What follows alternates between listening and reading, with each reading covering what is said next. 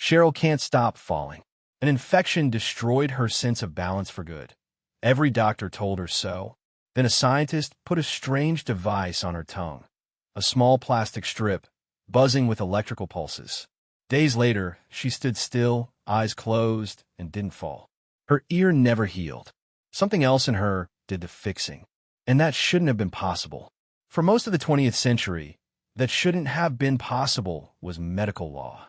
Scientists believed the brain was hardware, fixed at birth, shaped a little in childhood, and finished after that. Norman Doidge, in his book The Brain That Changes Itself, calls this old belief neurological nihilism. The idea that if a brain region is damaged, whatever it did is lost permanently. Even scientists who studied the brain for a living mostly accepted this. Children's brains, sure, were flexible. That's why kids pick up languages fast. But adult brains were considered set in stone, the way a house is set in concrete after construction. Doidge spent years traveling to the labs of the researchers who broke that idea apart.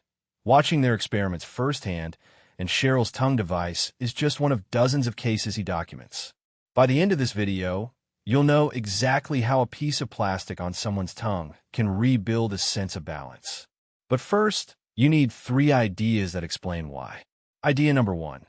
Norman Doidge argues the adult brain is plastic, not fixed, meaning it physically rewires its own structure in response to what you do and experience. Not metaphorically, physically. Neurons form new connections, strengthen some pathways, prune others, and in some cases, whole regions get reassigned to new jobs. Here's the example the book leans on hardest: stroke patients. Picture a man whose stroke paralyzed his left arm. For decades, the standard medical answer was simple. Whatever the brain lost in the first few months after a stroke is gone for good. Learn to live one-handed. But Doidge documents the work of neuroscientist Edward Taub, who tried something almost stubborn. He restrained the patient's healthy arm in a sling, forcing him to attempt everything: eating, writing, opening doors with a dead arm. Here's the twist. Within weeks, movement started coming back. Years after the stroke, long after doctors said the window had closed. Why? Because the brain had healthy neurons sitting right next to the damaged ones, and forcing the arms pushed those neurons to take over the job. The map moved. The function came back. That's neuroplasticity in one sentence.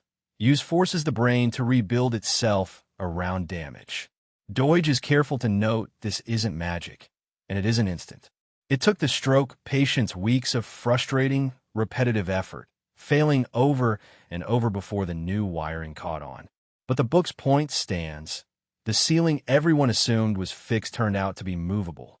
So if a stroke patient's brain can reassign an entire arm to new neurons, what happens inside a completely healthy brain every single day, just from ordinary use? Idea number 2. The book shows that your brain maps physically grow or shrink depending on how much you use them.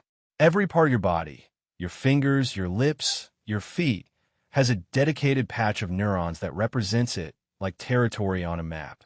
Doidge draws on the research of neuroscientist Michael Merzenich, who found that this territory isn't a fixed size. It behaves more like muscle. Use a body part constantly and skillfully, and its map expands, recruiting neighboring neurons. Stop using it, and the map shrinks. And here's the unsettling part. The neighboring maps creep in and claim the empty space. Think about a violinist's left hand. Every finger presses strings constantly in complex, precise patterns for years. Studies Doidge cites found those fingers command a noticeably larger patch of brain territory than the same fingers do in someone who's never played an instrument. Now flip it. Amputate a person's arm, and the hand's map doesn't just sit empty. The face map next door expands into it. That's why some amputees feel a phantom hand itch when you touch their cheek. The wiring got repurposed, and it's reading face signals as hand signals. Your brain, right now, is quietly doing this. Every skill you practice is claiming a little more territory. Every skill you let go of is losing ground. The book connects this same map principle to something stranger: phantom limb pain. If a hand's map gets invaded by the face map after amputation, some patients feel their missing hand clenched in a painful fist that never releases, because the brain, reading the wrong signals, believes it's still there. Doidge describes neuroscientist V.S. Ramachandran's fix, a simple box with a mirror showing the patient's healthy hand in place of the missing one.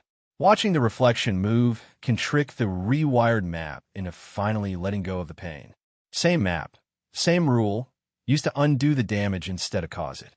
Doidge documents dozens more cases like this, from blind readers whose visual cortex takes over for touch, to entire brain hemispheres reorganizing after surgery, to children with severe learning disorders rewiring the weaker circuits behind reading and attention. The book goes a lot deeper than we can cover here. So if this is clicking for you, it's linked below. Idea number 3, and this is the one that sounds almost fake. Norman Doidge argues that purely imagined practice can physically change your brain structure, almost like the real thing. Here's the study the book centers on. Researcher Alvaro Pascual-Leone split volunteers into 2 groups. Group 1 physically practiced a simple 5-finger piano exercise, 1 hour a day, for 5 days. Group 2 never touched a piano. They sat in a chair and only imagined playing that exact same exercise, note for note, for the same amount of time. Then he scanned their brains.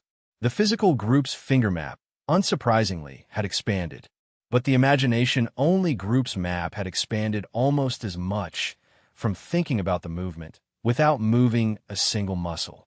And here's the twist that lands the point. When the mental practice group finally sat down and physically played the piece for the first time, one single real practice session brought their brain maps fully in line with the physical group's 5 days of work.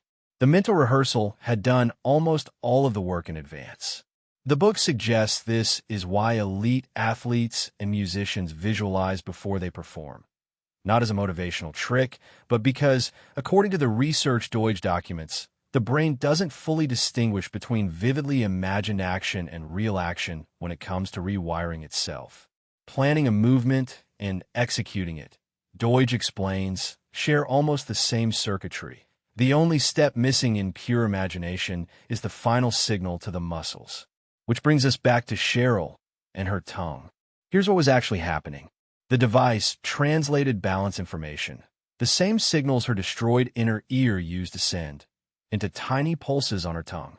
At first, her brain had no map for that at all.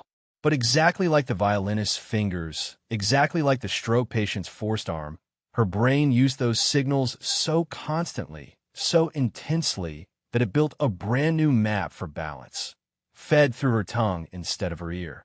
Doidge describes patients who, after enough sessions, could put the device away entirely. Their brain had learned to keep balancing on its own, using pathways it built from scratch. That's the through line of the whole book.